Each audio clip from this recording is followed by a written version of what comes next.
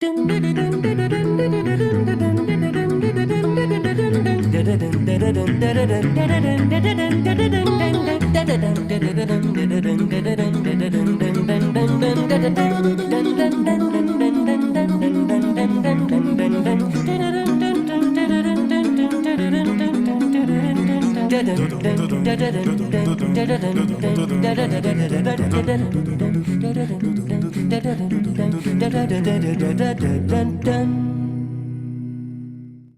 evening, ladies and gentlemen. We're so glad to welcome you tonight to our broadcast. Please note that this webinar is being recorded and distributed live stream.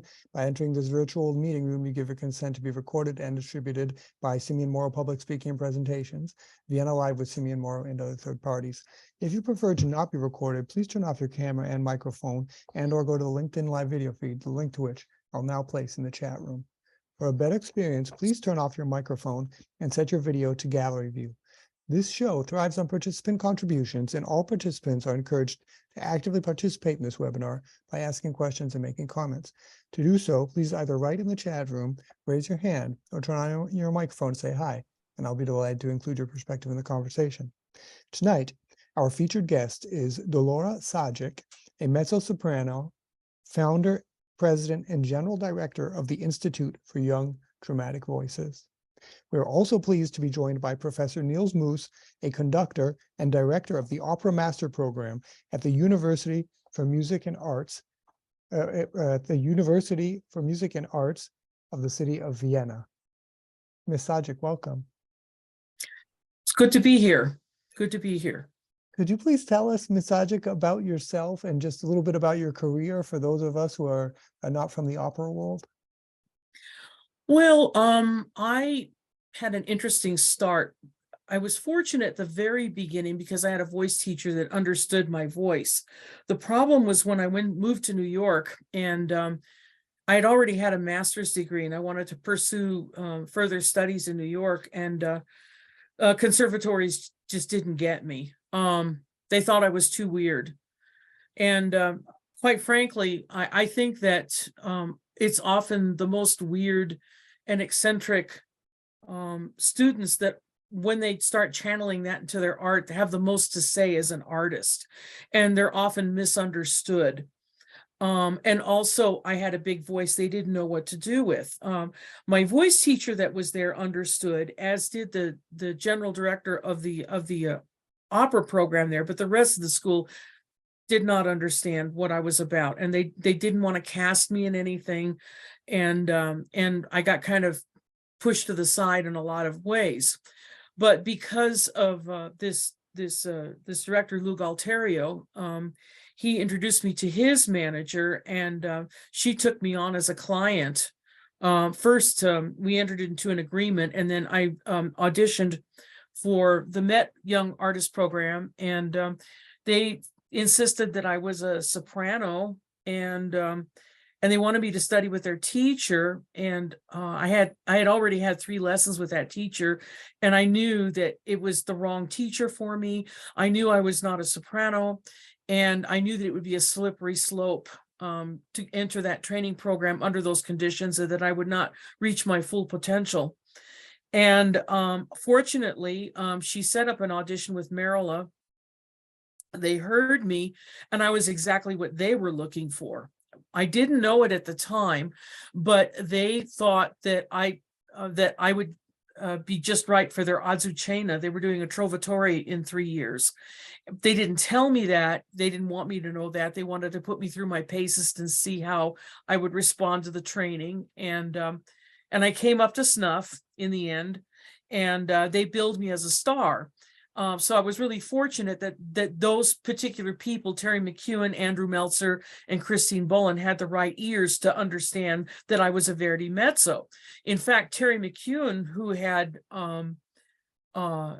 who was very interested in my voice, who's the general director of the opera at that time, he had, through London Records, had recorded the 3 great Verdi mezzos of his day, which was Fedor Barbieri, Giulietta Semionato, and Ebba Stignani. So he knew what a Verdi mezzo was supposed to sound like. So so that was a great advantage for me. And then once I made my debut, my international career was basically sealed, because then it was just a matter of delivering. So that was kind of the trajectory of my career. And so the purpose of this program that we started was to address those issues, those stepping stones at all levels of development for young singers, so that the singer that doesn't fit in to what's going on around them, we can supply them with whatever's missing. And that can be different from student to student. They might already have a good voice teacher, but they're not getting good coaching, or maybe they're not getting enough experience, or maybe they're not getting a complete technical approach that is right for them.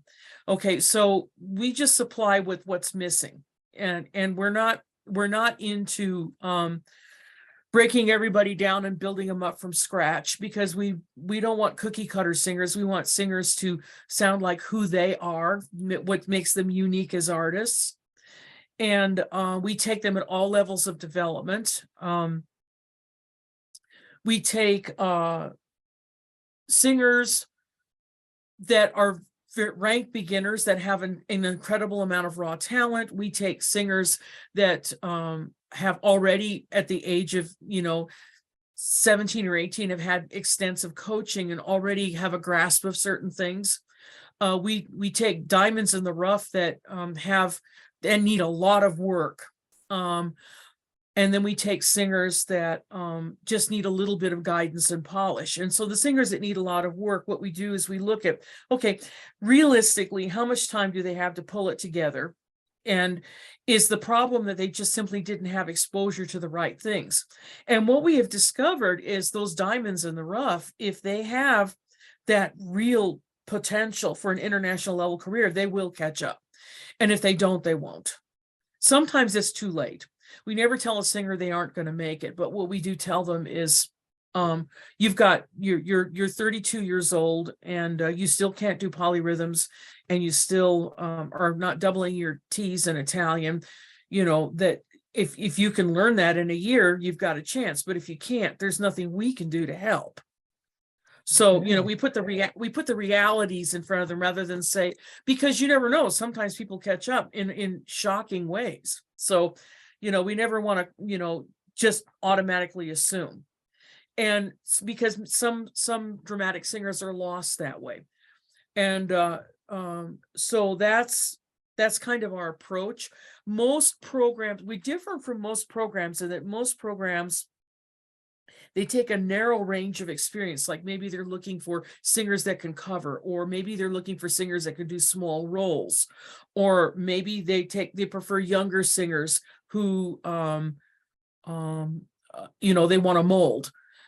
So what you get is you get a narrow age range, but you get a wide range of voice types. And they do let in that one or two dramatic voice into programs. But many programs, because of financial situations, especially since COVID, they can't afford to keep the operas open unless they get singers they can use. And so they end up taking singers that have polish and they can use right away, rather than singers that have that big potential for a major career at that international level.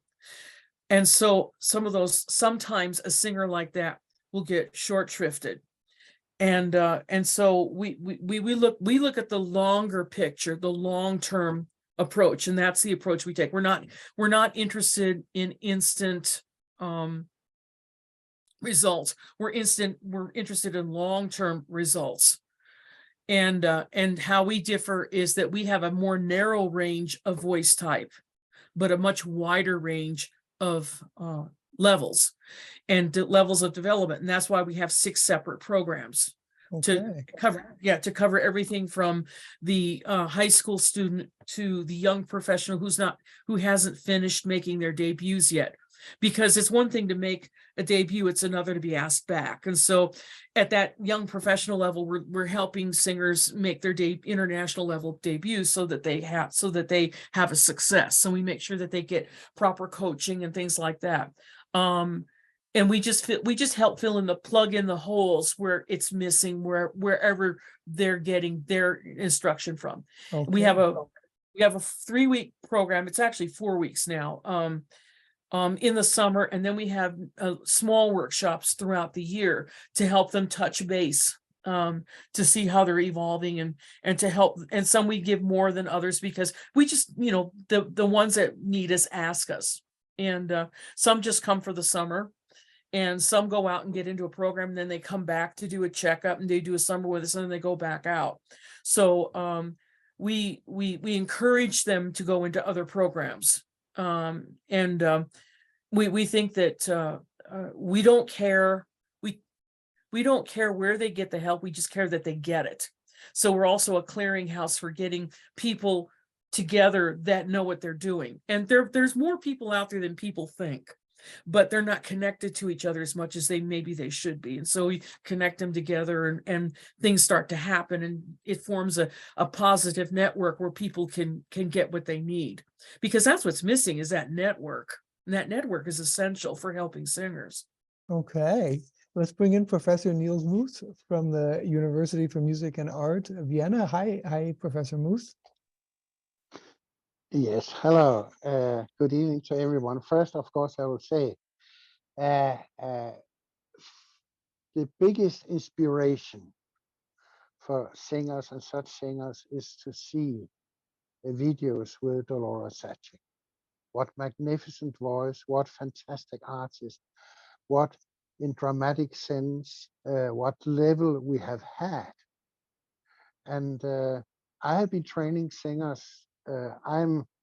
I come from a country where we also have had some dramatic singers, Mr. Melchior and Lauritz Melchior and such people. So we are grown up with all these traditions also. And now, since many years, I live in Austria, and I teach now at the university. Here I teach also. I'm also professor at the Central Academy in Beijing, which of course is a very, very big place for talent of young singers. And I see, of course, a problem that Dolora is also speaking about. We tend to take, and the whole system is geared to take young singers. And of course, dramatic singers are actually, as young singers, very difficult because they take longer time to mature. And it is very important that we always have an ear open for people who have big voices and have dramatic potential and will develop much later. It is, of course, the school will in short term not benefit for unfinished singers, which a dramatic singer will be.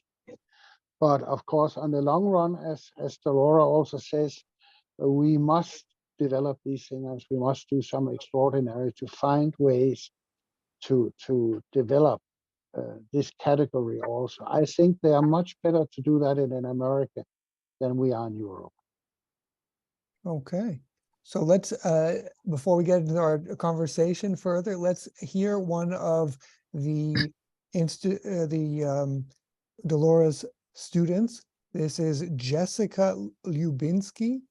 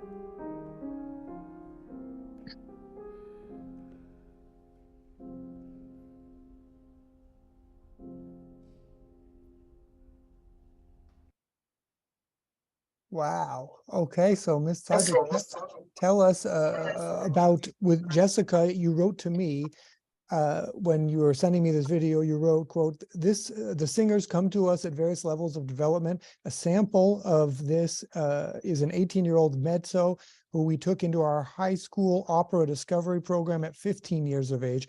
It makes a difference when we can get them young, but sometimes we find an older singer that just needs a little guidance and polish. And sometimes we get a real diamond in the rough that needs a lot of work, but if they have the talent and the drive, they catch up." So tell us about Jessica Lubinski and her voice and how you knew, okay, this is somebody for our program. Well, the minute she opened her mouth, we knew that this was a dramatic voice. I mean, it's a huge voice. It's actually enormous. And she's very good with languages. A lot of people, would not understand her. A lot of people didn't. But fortunately, she lives in Canada, and Adrian Pajonka kind of discovered her. She's the one that actually discovered her and sent her to our program. So in that case, it was a teacher that she did have the ears. And we took her as a high school student, and we worked with her very carefully. Monica McCullough was the director of our opera discovery program, and she's the one who worked the most with her. But I worked with her when she got a little older. I work with all of them at some point, but we do a lot of team teaching. So there's a lot of teachers involved with the development of these singers. So one teacher really can't take credit for the whole thing, because it's a real community effort to, whatever they're missing, we just want to make sure that they have what they need. So she's kind of like she's been a project of several people that have gotten her to this place. But as you can see, I mean, she's quite accomplished for 18. So, and the thing is that, we don't have her singing big, heavy rep this last summer, but we did let her dip her toe into the tomb scene of Aida, because, you don't sing very much in that scene. And it gave her a chance to really nail that head chest going over the passaggio throughout the whole scene. And she got it. She nailed it. But it gave her a little taste of Verdi. I mean, she's way too young to be doing the rest of it, but she's already translated the opera. She already has done the Italian work. She knows the rhythm, and she knows the tempi. So she's already done the homework. That's kind of how we work with singers. We do that work first before they even start working vocally. Ms. Zajick, you said that you do team teaching, but as I understand it, you're considered the greatest mezzo-soprano in modern history. Why is it that you would not be working more directly with this other mezzo-soprano? Well, I become more and more involved as they become older. And it's really important that, see, the teachers, we all learn from each other. It's not, we're not into that place where a teacher has to put a stamp on the singer. I mean, if a teacher has that problem, then they're not right for our program. And there's too much of that going on. I think it's important that the singer gets what they need from the people that are available. So of course I worked with her intensively on the Omneris, that little snippet of Omneris. We worked a lot on it, but she nailed the style at an early age within a range that she can handle. I mean, it's going to be at least, 5 or 6 years before she could even think of vocally working on some of those parts. But she's already done the right kind of homework on it. So when she is physically mature and technically really right on the money, she's going to be able to slip into it, and everybody's going to think she's a quick study. I mean, they said, "Wow, you learned that in 1 week," but that's because she's done her homework, because we teach them all the other things, the acting,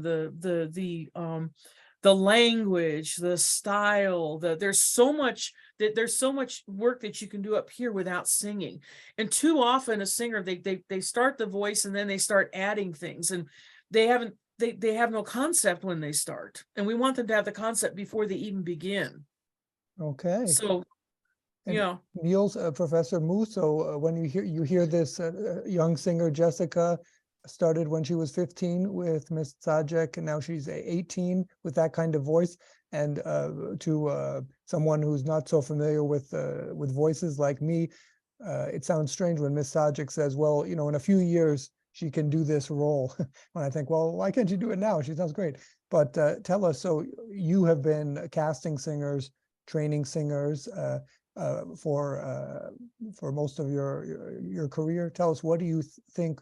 When you hear this singer Jessica, and what are your thoughts about what Miss Zajick says? First, I'll tell a little of the source about what Dolora said, and I think it's so wonderful to hear. No teacher own a student. We can just be helpful on the way to develop their personal talent. And I also see in Misacic school that they let the nature govern, and then they take time, and that is a wonderful thing. Of course, this heavy repertoire is one has to be very careful with that, and of course, it takes time to be ready. Normally, we live in an age. We live in an age where people, they say use, use, use. Eh? A conductor should be under 12 years old, and a singer should be 20 years old and look like a model. But sorry, that is not the reality. Quality takes time. You can start young, and this is a wonderful example as a person who starts young. In China, I have a lot of very young singers who are very, very far. They are all around 20, 21, 22, and it's amazing compared to how late they are in Europe. And of course, you can start young, and I think it is fantastic to hear such a natural talent. I would also say nowadays in schools, people are maybe for lack of knowledge also afraid of what Ms. Zajick has done always. She was a prime example of the perfection of mixing the registers and mixing the chest voice or voce di petto, as we say in Italian, with the other registers. And I see that this singer also does it with very great skill, and it's really wonderful to see. Okay, fantastic. Let's listen to another singer. This is Thomas Kinch, and this is right before he became part of the Institute for Young Dramatic Singers.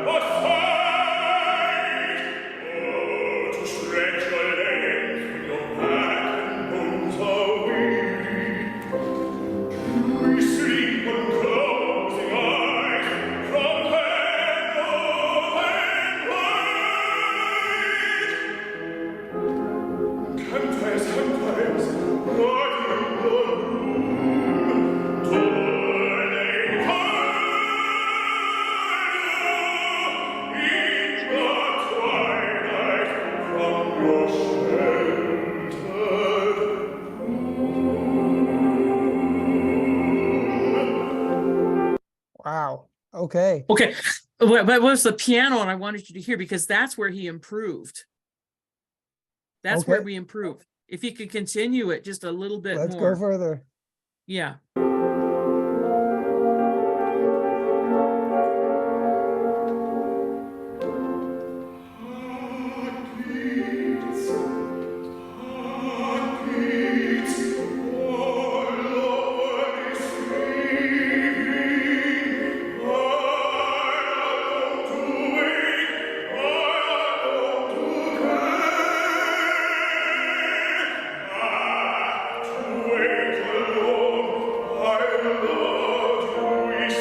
Okay, that's enough. Okay.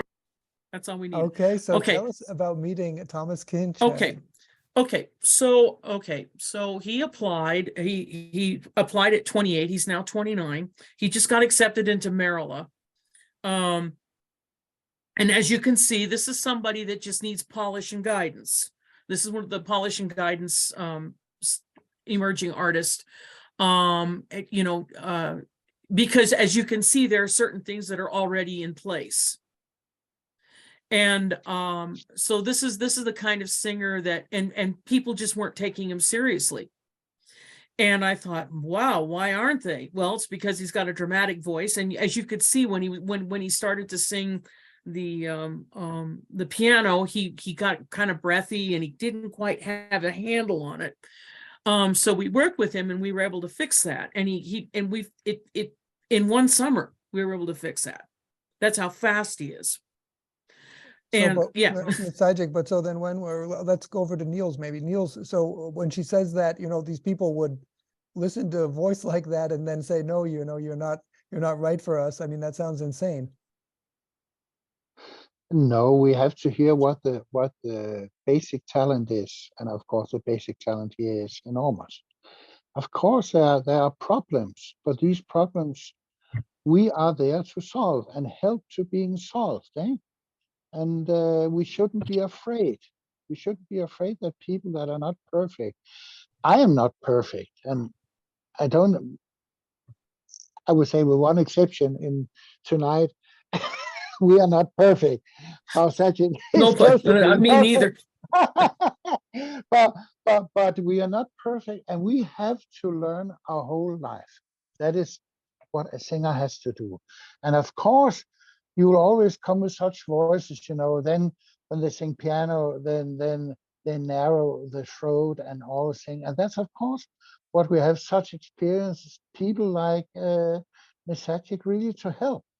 And there's not a major problem here. It is just to, as Ms. Zajick said, it's guidance.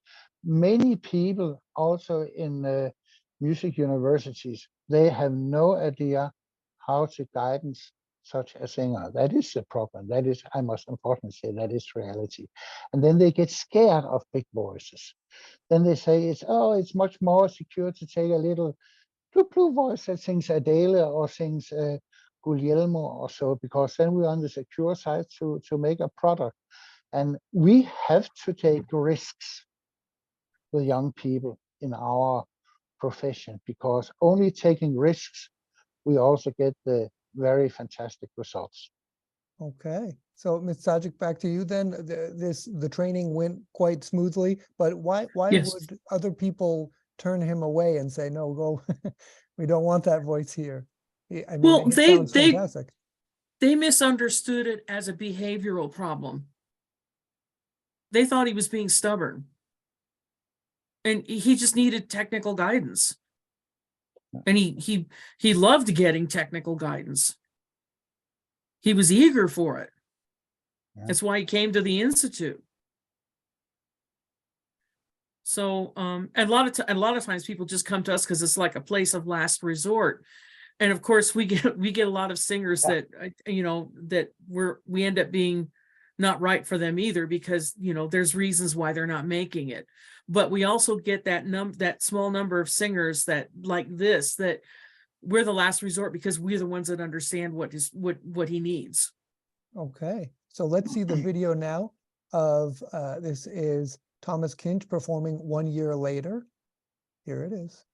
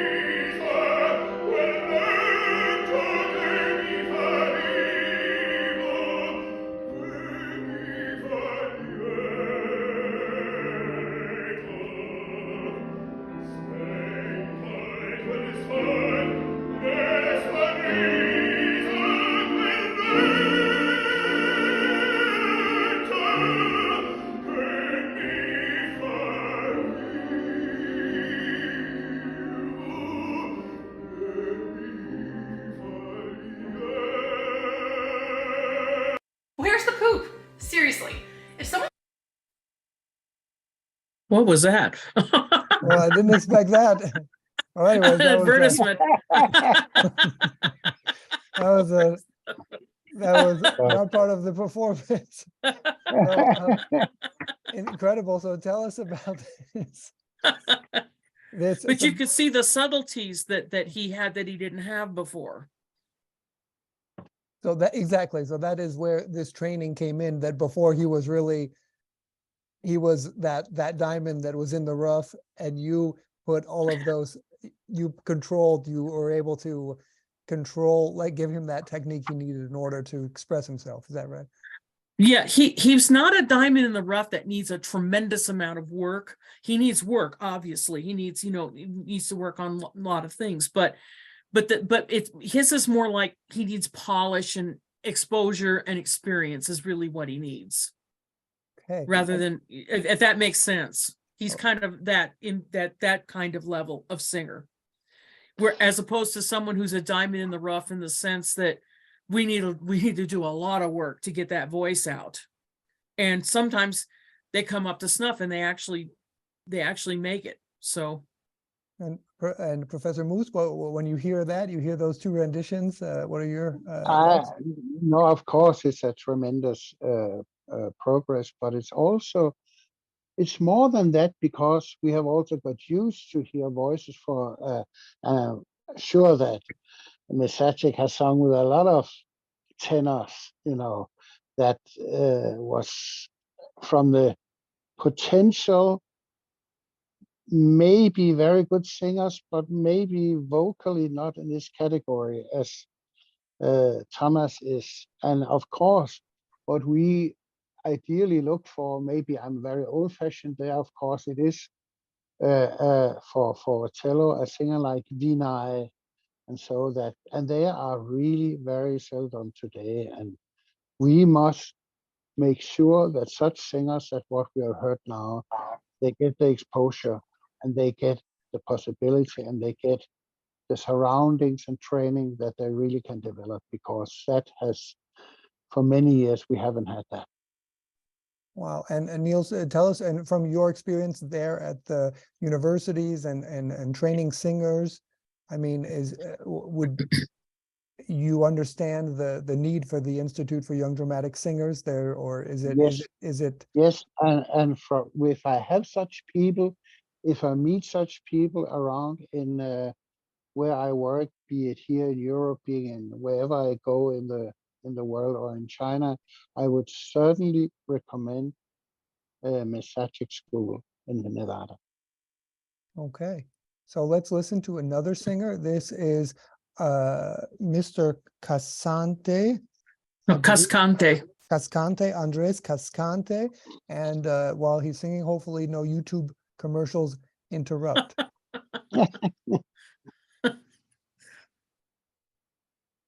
excuse me, I've got to share this. Here it is. Where are we on it?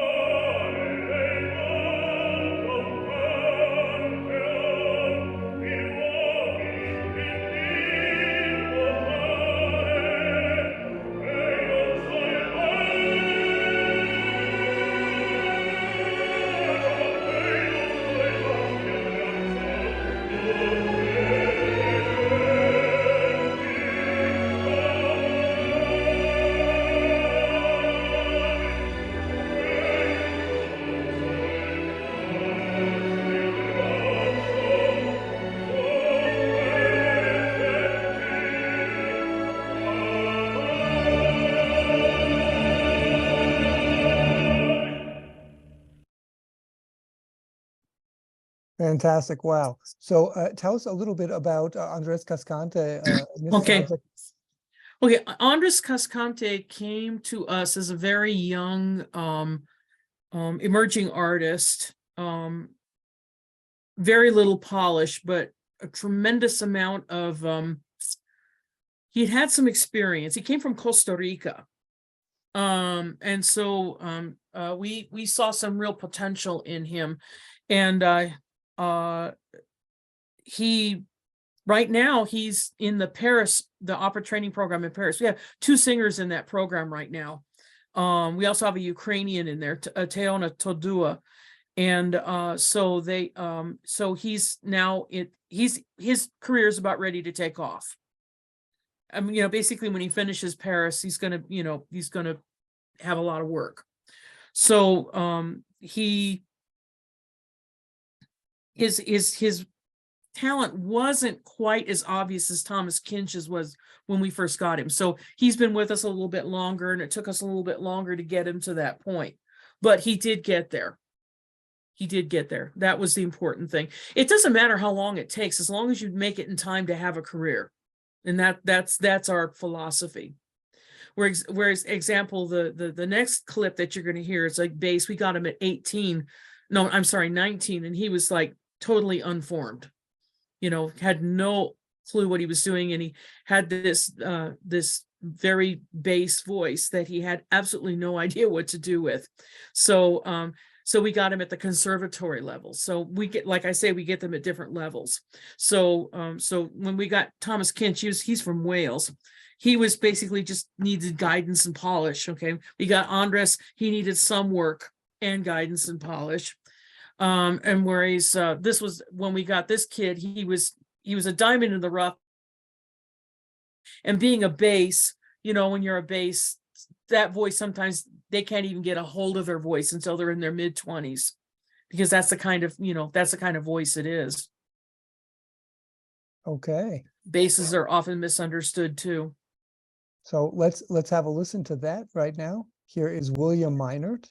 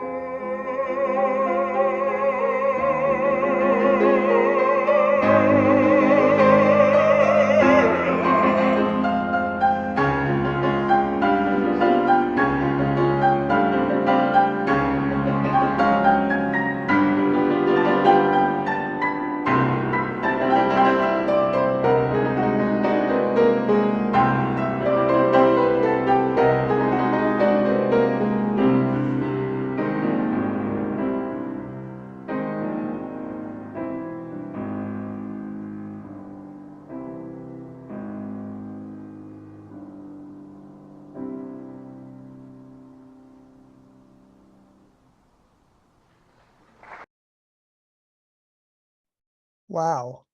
So Niels, when you hear that, Professor Moose, maybe we can have you tune in before Ms. Zajick. I mean, what are your thoughts? Wonderful young singer, wonderful. And we need them desperately. And it also emphasized the importance of the school in Nevada that they give room to such people and they develop such people, because without such people, the opera business won't survive. Okay, Ms. Zajick, so tell us about William Meinert. Well, he came to us at 19. He is now in the, he was with us for 4 years, and he's now with the Genève Opera in their Young Artist program. And I believe he was participated in the Meistersinger program. So he's basically basing himself in Europe now. And why wouldn't why was he not okay for a normal conservatory? Why did he need the Institute for Young Dramatic Voices? Well, a dramatic bass takes a long time to develop and a lot of patience. Because it's a very slow evolution. The bass voice takes the longest to mature. It lasts the longest once they get there. It's also one of the most difficult voice fox to break out of, because there's so many small parts for basses that a lot of basses can't break out of that in casting. So and you got to be really good to break out of that to be a star bass. But I think he's got what it takes to do that. So what does that mean, a star bass? That means you sing any of all of the little parts, or what does that mean exactly? No, in other words, instead of singing little parts, to break out of being a compromario singer to being a major artist at an international level, it's very difficult for a bass to break away from that, because they're so convenient. Because when you got low notes, they need them in the ensembles. Understood. So yes, yeah. Niels, Professor Moose, you're saying something? Yeah, I just want to say that we have to explain maybe to our audience, a comprimario singer is a singer who sings the secondary parts. And of course, there are very big bass parts. And we should also not forget many of the bass parts are father figures. So they actually really become important when they are in the end of the 30s. Eh?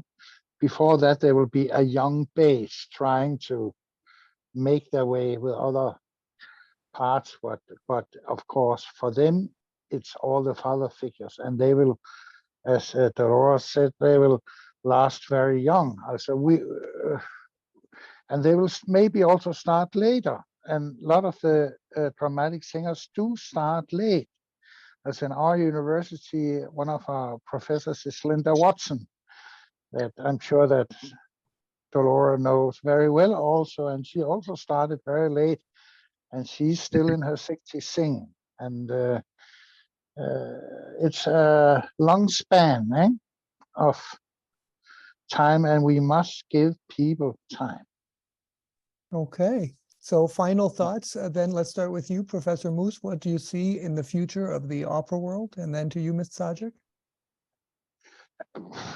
The future of opera world is, of course, a little too much to judge here, but we have to do our homework at least, so that from our side, that we create these young singers, that we create singers that also can sing this repertoire in the future.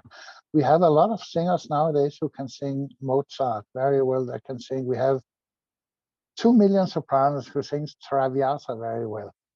But we have very few singers in every kind of singing category. Let it be baritone, let it be bass, let it be soprano, who really can sing the very important dramatic parts. And there we really need, as I will say again, a school like the Ms. Zajick schools in Nevada. Okay, Ms. Zajick, final thoughts, next steps for the Institute for Young Dramatic Voices, the future of opera? Well, Opera always goes through cycles. It always feels like the sky is falling and it's the end. And there's always those people that carry that hold it together because they teach the skills. And then when good singing comes back in vogue, all those singers move into those places. And it's happened time and time and time again. So I'm not real concerned about the future as long as there's people like our program that help fill that gap. And young artist programs are starting to lift their age limits on dramatic voices.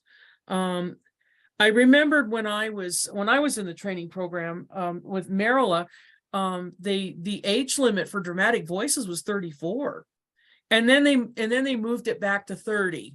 And then now they're moving it back to 34 because they're discovering that if they want these people to sing Otello and Brunhilde and all these roles, that they need to raise the age limit a little bit, because those voices just don't come into their own until later. Cool. And you can't really polish them until they have until there's a certain vocal maturity and a technical maturity. You can't put the polish on. If you put the polish on too soon, it's putting the cart before the horse, and then they're going to make vocal compromises to do that polish. You want them to do the polish, but you want them to do it in a technical manner that's honest and will give them longevity. Okay. Thank you so very much to Miss Dolora Zajick and to Professor Niels Moose. Thank you. Thank you. So let's And thanks to Dolora very much. Not for what she's doing now, and for what a wonderful career she has had. Well, Okay. you're doing it too. There's people all over the place that want it to happen. They want to preserve it. They just need to be linked together so they all know who each other are. Yeah. That's all. And we will certainly be linked together in the future. Okay. Sounds good. So let's see how we can link ourselves to Miss Zajick's Yes. program. Here it is, the Institute for Young Dramatic Voices, IYDV, or Institute for Young Dramatic Voices.org. And Miss Zajick, people can reach out to you by clicking on contact. They can write you with their questions. Is that right? Yes. Fantastic. So Yes. there you have iydvinfo@gmail.com if you have any questions. And there is Miss Zajick's name right there. So I'll put this in the chat room. Please feel free to reach out to Miss Zajick. So again, thank you so very much. Let's take a look at what's coming up next week on Vienna Live. Here we have Sean Hickey, Wither Classical Music. The classical music industry is an intriguing one. It is a complex of professionals from many different disciplines working together. Of course, it's the musicians who perform it and the instrument makers who manufacture and maintain the instruments those musicians perform it on. But don't overlook the publishers of the printed music compositions that make up the concert programs musicians offer, as well as the recorded music publishers whose sounds influence the performance decisions musicians make as they read the printed music notes placed on the music stands in front of them. The classical music industry is at once extremely conservative, indeed musicians are trained at conservatories, and also daringly innovative. It was Octavio Petrucci's reverence for yesterday's hits that led him to publish music printed from movable type. So how is the classical music industry currently situated? We hear a lot of concerns coming from professionals working inside of it about the graying of classical music audiences generally, and specifically how MP3 files and music streaming have decimated recorded music profitability on the one hand, and the pandemic taking an unprecedented toll on live music profitability on the other. But we also hear about unforeseen opportunities that these quote unquote gales of creative destruction, as the economist Josef Schumpeter calls them, offer all those with an interest in classical music. Waves of consolidation have created new industry models like the one Pentatone, a classical music recording label, now operates as part of. Pentatone recently forged a unique partnership with two of the largest classical music management companies in the world, Opus 3 artists and Asconas Holtz, the three partners of which are owned by the San Francisco Conservatory of Music. Sean Hickey, Managing Director of Pentatone, is at the center of the action, and he's coming on our show to discuss all of what's happening today and what that means for classical music of tomorrow. Whither then are you speeding, O classical music? That's again Sean Hickey, Whither Classical Music, next Wednesday. And I'd like to point out it is at an exceptional time for our participants in the United States and in North and South America. It will be 1 hour later from 2 to 3 p.m. Eastern Daylight Time and 12 to 1 p.m., 11 to 12 p.m. Pacific Daylight Time. So again, that is Sean Hickey, Whither Classical Music. Once again, thank you so very much to Ms. Dolora Zajick and Professor Niels Moos. Thank you very much to Agnieszka and Benoit Rivelet for their support of this show. Most of all, thanks to you, our participants, who make it all worthwhile. From Vienna, Austria, New London, New Hampshire, and Reno, Nevada, goodbye, and see you next Wednesday. Goodbye.